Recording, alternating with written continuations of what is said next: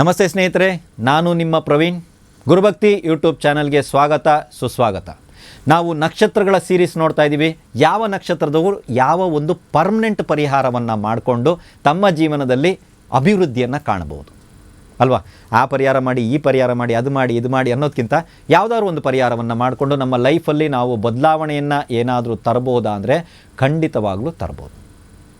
ಏನು ಮಾಡಬೇಕು ಅಂತ ಹೇಳಿದ್ರೆ ನೋಡಿ, ಒಂದು ಬೆಕ್ಕು ಮತ್ತು ಆನೆ, ಬೆಕ್ಕು ಅಥವಾ ಆನೆ ಅಲ್ಲ, ಬೆಕ್ಕು ಮತ್ತು ಆನೆ, ಇದಕ್ಕೆ ಸಂಬಂಧಪಟ್ಟಂಥ ಭಾವಚಿತ್ರ ಆಗಿರ್ಬೋದು, ಇದಕ್ಕೆ ಸಂಬಂಧಪಟ್ಟಂಥ ವಿಗ್ರಹ ಆಗಿರ್ಬೋದು ನಿಮ್ಮ ಮನೆಯಲ್ಲಿ ಇರಬೇಕಾಗುತ್ತೆ. ಯಾರಿಗೆ? ರೋಹಿಣಿ ಅನ್ನುವಂಥ ನಕ್ಷತ್ರದಲ್ಲಿ ಜನ್ಮ ಇದು ನಕ್ಷತ್ರ ಇರಬೇಕು ನಿಮ್ಮದು. ಇವಾಗ ರೋಹಿಣಿ ಇನ್ನೊಂದು ಕನೆಕ್ಟಿವಿಟಿ ಇದೆ. ನಮ್ಮ ನಕ್ಷತ್ರ ಸಿದ್ಧಾಂತ ಕಾರ್ಯಕ್ರಮವನ್ನು ನೋಡಿದಂಥವ್ರು, ತರಗತಿಯನ್ನು ನೋಡಿದಂಥವ್ರು ರೋಹಿಣಿ ಇದನ್ನು ಮಾಡ್ಬೋದಾ ಅಂತ ಕೇಳಬೇಡಿ. ಇಲ್ಲ, ಜನ್ಮ ನಕ್ಷತ್ರ ರೋಹಿಣಿ ಆಗಿದ್ರೆ ಈ ಪರಿಹಾರ. ಬೆಕ್ಕು, ಆನೆ, ಇದಕ್ಕೆ ಸಂಬಂಧಪಟ್ಟಂಥ ಒಂದು ವಿಗ್ರಹವನ್ನು ಮನೆಯಲ್ಲಿಡೋದು. ಇಲ್ಲ, ನಮ್ಮನೆ ಬೆಕ್ಕು ಸಾಕ್ತಾ ಇದ್ದೀವಿ, ಸೂಪರ್, ಮಾಡಿ. ಬೆಕ್ಕಿಗೆ ಏನಾದರೂ ಆಹಾರವನ್ನು ಕೊಡೋಕ್ಕಾಗತ್ತೆ, ಕೊಡಿ.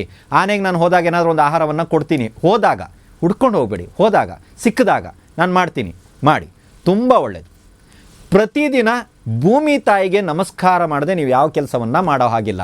ಇದರ ಅರ್ಥ ಏನು ಅಂತ ಹೇಳಿದ್ರೆ ನೋಡಿ, ಪ್ರತಿದಿನ ನಾವು ಎಲ್ಲೇ ಇರಲಿ, ನಮ್ಮ ಮನೆಯಲ್ಲಿರಲಿ, ಕಂಡವ್ರ ಮನೆಯಲ್ಲಿ, ಎಲ್ಲೋ ಒಂದು ರೂಮಲ್ಲಿ ಇರಲಿ, ಎಲ್ಲೇ ಇರಲಿ, ಬೆಳಿಗ್ಗೆಲ್ಲ ನಾವು ನಿದ್ದೆಯಿಂದ ಎದ್ದೇಳೋದು ಖಂಡಿತ ಅಲ್ಲ.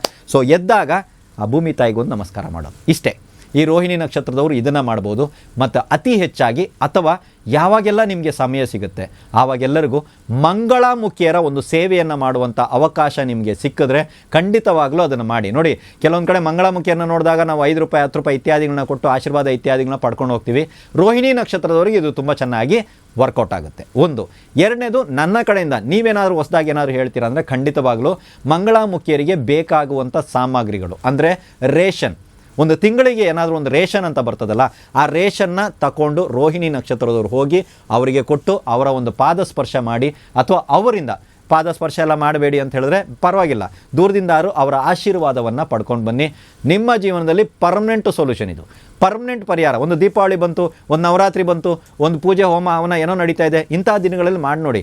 ನೆಕ್ಸ್ಟ್ ವರ್ಷ ನೋಡಿ, ನೆಕ್ಸ್ಟ್ ವರ್ಷ ಹಬ್ಬ ಬರೋ ದಿನದಲ್ಲಿ ನಿಮ್ಮ ಜೀವನದಲ್ಲಿ ಎಷ್ಟರ ಮಟ್ಟಿಗೆ ಪರಿವರ್ತನೆ ಬಂದಿದೆ ಅಂತ ನೀವೇ ನೋಡಿ. ಇದು ಪರ್ಮನೆಂಟಾಗಿರುವಂಥ ರೆಮಿಡಿ ಅಥವಾ ಪರ್ಮನೆಂಟ್ ಆಗಿರುವಂಥ ಪರಿಹಾರವನ್ನು ಕೊಡ್ತಾ ಇದ್ದೀನಿ.